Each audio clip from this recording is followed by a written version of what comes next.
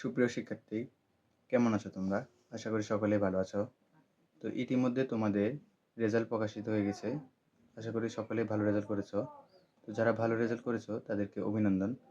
আর যারা তাদের মন মতো রেজাল্ট করতে পারোনি বা আশানুরূপ ফল পাওনি, তাদের উচিত হবে এখন মন খারাপ না করে পরবর্তী সালগুলোতে ভালো রেজাল্ট করা, সেই অনুসারে পড়াশোনা করা।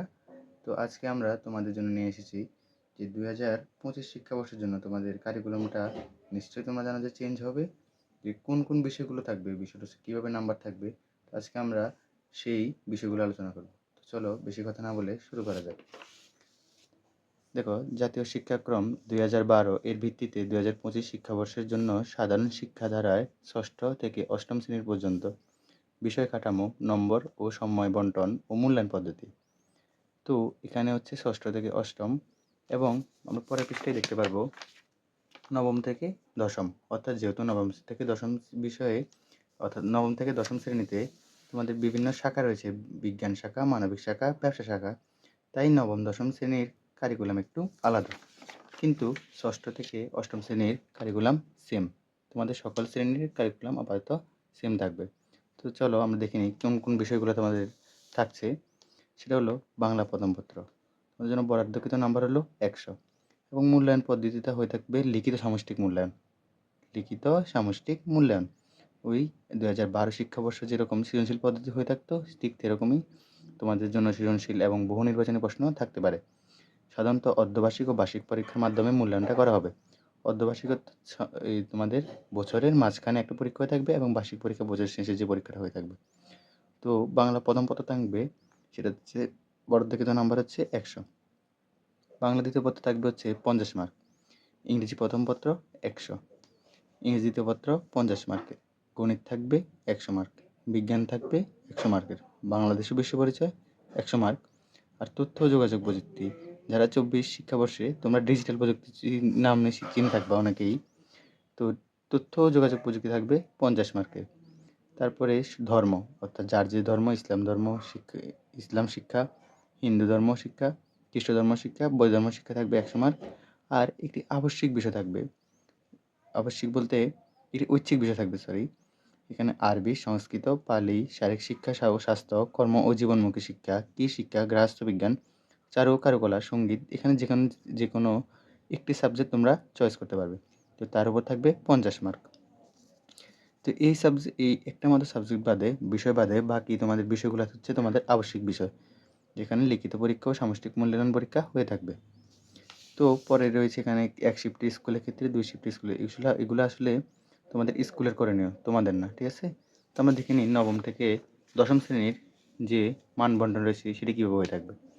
তো একই রকম জাতীয় শিক্ষাক্রম 2012 এর ভিত্তিতে 2025 শিক্ষাবর্ষের জন্য সাধারণ শিক্ষা ও নবম দশম শ্রেণীর বিষয় কাঠামো, নম্বর, সময় বন্টন ও মূল্যায়ন পদ্ধতি থাকবে। তো এটা আসলে উপরের সাবজেক্টগুলো হচ্ছে সকল শ্রেণীর জন্য প্রযোজ্য, আর এই সাবজেক্টগুলো হচ্ছে বিজ্ঞান শাখার জন্য, মানবিক শাখার জন্য, আর ব্যবসা শাখার জন্য। তো যারা 2024 শিক্ষাবর্ষে নবম শ্রেণীতে রয়েছে, তোমরা জেনে থাকবে যে তোমাদের অলরেডি ফর্ম ফিল আপটা হয়ে গেছে, যে তোমরা কোন শাখায় ভর্তি হয়েছো।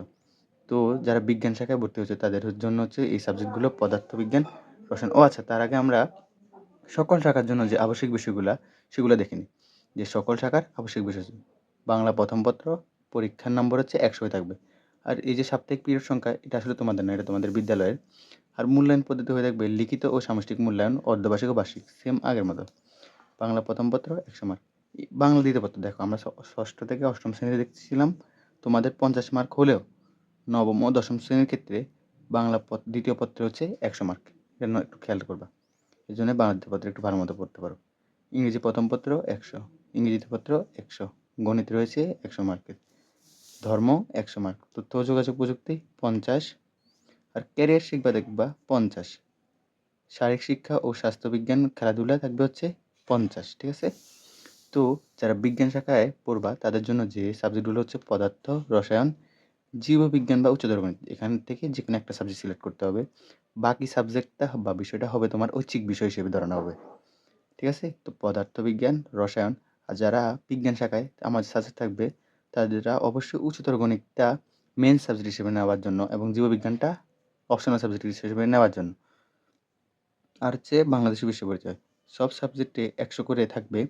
কিন্তু তোমরা অবশ্যই জেনে থাকবে যে এখানে ৭৫ মার্কের হয় পরীক্ষা আর ২৫ মার্কের হয় তোমার ব্যবহারিক। ঠিক আছে? প্রতিটা সাবজেক্টে পদার্থবিজ্ঞান, রসায়ন, জীববিজ্ঞান ও শুধু বাংলাদেশ ও বিশ্ব পরিচয়টা বাদে। ঠিক আছে?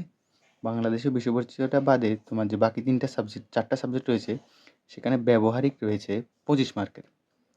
তো যারা মানবিক শিক্ষা রয়েছে তারা তাদের জন্য যে আবশ্যিক সাবজেক্টগুলো রয়েছে সেটা হলো বাংলাদেশের ইতিহাস, বিশ্ব সভ্যতা, ভূগোল, পরিবেশ, অর্থনীতি, পরিণতি, নাগরিকতা, বিজ্ঞান।